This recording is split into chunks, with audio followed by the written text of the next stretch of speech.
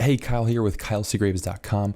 I was asked to make a video on how to use your home equity to buy a second property. So we're going to do just that. So if you're looking at using your home's equity, that means that you own a house right now. You've probably been in there for a period of time and you've built up some equity in the property that you're living in. Okay, so maybe you purchased that property a couple years ago. As your home is gaining appreciation and you're paying down your mortgage, that gap is where you create equity. And equity just means how much value do you have built up in your home? If you were to sell the house right now, how much cash could you take out of that house? That's what the equity is. And we can tap into that equity to be able to purchase a second property, whether that's a primary residence or an investment property. With that equity, you could also buy other things. You could also pay off debt or pay down college loans or use that to go on a vacation. I wouldn't recommend it, but something that you could do. So you probably are running into two scenarios. You are either buying a new primary residence. So this might mean you're in a home right now and you're wanting to purchase another house to move into. This is often what's called like a stepping stone approach or a move up purchase. Most of the time what happens is somebody's going to buy a home initially. They're going to build up equity and then they'll use that equity as a down payment on a larger home or in a home that it's in a better school district or a nicer, more desirable neighborhood, or maybe you're downsizing and you're taking out some cash. That's another option as well. But most of the time, people are taking the money that they have in their house right now, that value, and transferring it over into another property. Another option is you're living in the home that you're in right now, but you want to take out some equity to buy a investment property. Now, this is a really great solution because what you're doing is taking the money that's already working for you, right? It's building appreciation and you're paying down your mortgage, so you're getting equity there. But you're taking that equity and then moving it over into another property. That way you can build appreciation on that property as well. And most likely you're either going to flip that property, so fix it up and sell it for more money, or you're going to have tenants who are paying you some rent to pay down that mortgage for you. So that's another option as well. Both of these are very common. It really just depends on how you're wanting to use the equity in your house to purchase a second property. Most people don't realize that they can use the equity in their house to buy an investment property. So it's a great option. So let's talk through some different options of what types of loans you might be using to get this money. Okay, so there's three main ways that you can pull the equity out of your house. All right. And the reason that we have to use these different methods is because you can't just go to a bank or your mortgage company and ask for that money, because technically this money doesn't exist. It's more closely similar to something that's called unrealized gain, right? So that money isn't actually existing anywhere.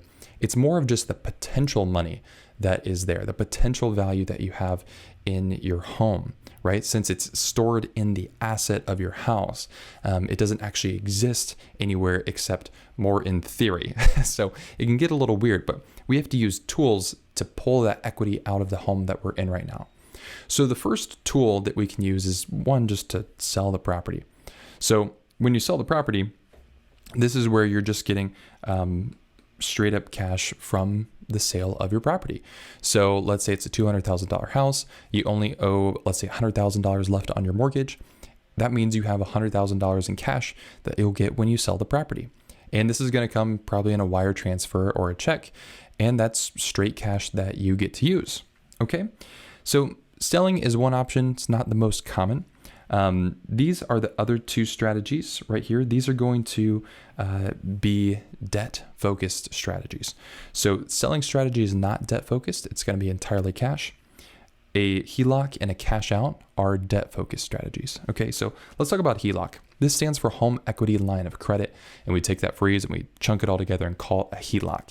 And a HELOC is a line of credit.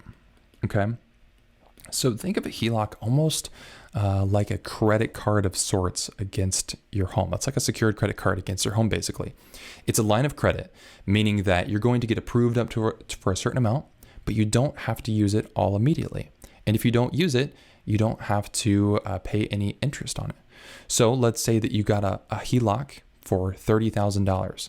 So that means it's secured against your home. So it's put as what's called a second lien on your property. So when you do go sell the house in the future, that's going to be paid off from your proceeds. But a HELOC is going to work. Let's say we had that $30,000. Okay. You might have some projects and you want to go spend $5,000. All right. So now you have $25,000 remaining. You don't have to pay any interest or anything on that $25,000. You're only paying the interest on the $5,000 that you pulled out. You got approved up to a limit, but you only had to use a certain amount. So in that way, it's almost like a credit card. It doesn't work exactly like it, but with the HELOC, some considerations that you have, sometimes they're going to be interest only for a certain period, which is really great for short-term projects. I think HELOCs are great for more short-term things that you're looking at or looking to pay those down quicker. So normally with a HELOC, you're going to want to pay that down quicker just because those terms can be a little bit more costly over a period of time. So you're going to have interest-only payments, which can be good to lower your payment, but you're not paying anything towards principal, which can be dangerous because it's just going to keep going on until you pay down that principal. Also, this HELOC, not only is it going to be interest-only, but you're going to have a floating rate sometimes. So this is what's called an adjustable rate. That means that rate isn't going to be fixed. Sometimes it can be fluctuating. It depends on how your HELOC is set up, but something to be mindful of. You don't want to carry this big balance on there that you haven't paid down. Now you're making interest-only payments, and then all of a sudden your rate gets a lot higher because the market shifts. So something to be aware of. HELOCs are graded for short-term uses. Cash out. Cash out is kind of a blend of the two. This is where you're going to take money from your house. You're going to increase your mortgage. All right. So you'll increase your mortgage, and that's going to give you cash. So when you close on a cash out refinance, you refinance your first mortgage, you increase it, and then you take that, whatever that increase was, and you get a lump sum of cash at the closing table. Okay, so in a cash out, let's say that your first mortgage is for $100,000. All right. And let's say you want to pull out $30,000 in cash from your current home. So what you would then do is you would refinance your loan to be an additional $30,000. And then this money would come to you as cash. Okay. So you're basically taking out a loan and tying it in with your first mortgage. It's a full refinance that lets you pull cash out. Cash outs are going to be better for long-term uses of that money and making sure that you have a strategy to pay that back over a long period of time since it's built into your first mortgage. It's also easier to manage because you're only getting one mortgage payment from a cash out. If you're doing a HELOC, not only are you paying your first mortgage, but you also have to pay the HELOC on top of that as well. Okay, now let's talk about how you actually calculate what this looks like. Let me switch some colors over here.